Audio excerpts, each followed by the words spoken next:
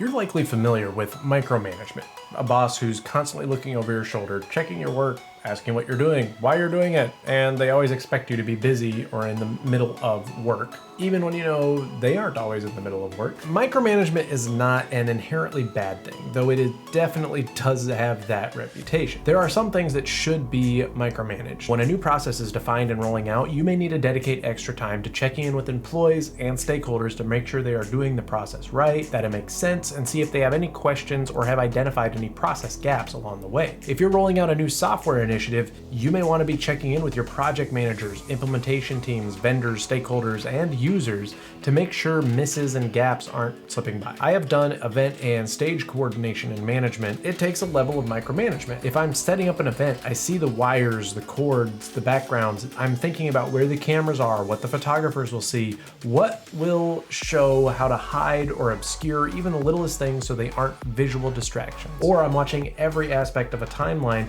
I want to make sure I know where people are supposed to be, and if I have to, cue that person or that vendor or this activity. When we think about micromanagement, we are often thinking about the bad.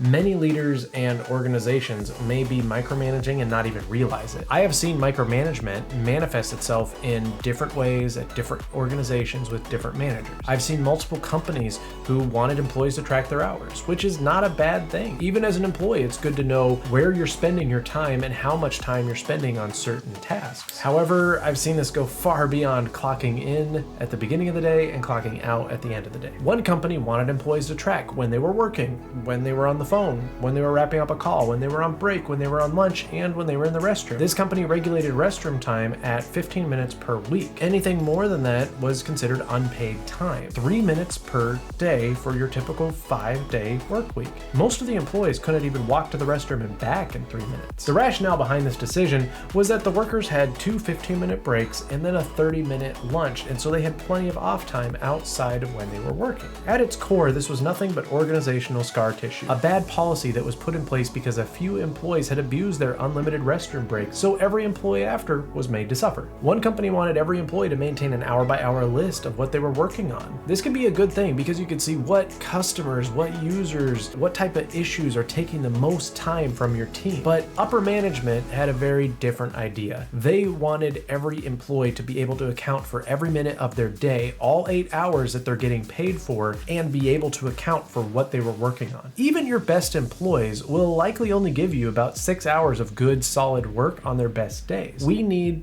breaks. We need to be able to chat with our colleagues and even our customers about non-work related things. We need time to recharge. This company did not think their frontline staff deserved that. They hadn't earned it like the director level people at the company did. And that's exactly what they communicated to every employee at the organization. You aren't valuable and we don't trust you. At its best, micromanagement is keen awareness. You know what's going on at multiple levels of the organization. You understand the nuances. You're able to communicate with workers at different levels because you're aware and understand the types of issues and things they are dealing with. At its worst, micromanagement is distrust of your employees. You don't trust them to perform the job you hired them for, so you're going to make their lives miserable until they leave you.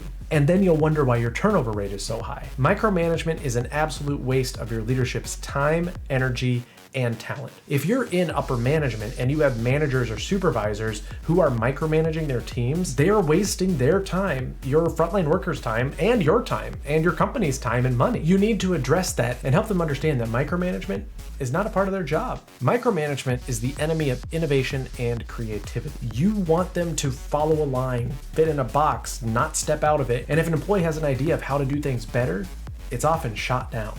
Micromanagement shows that you don't value your employees, you don't trust your employees, and it gives them more reason to leave you and find another job.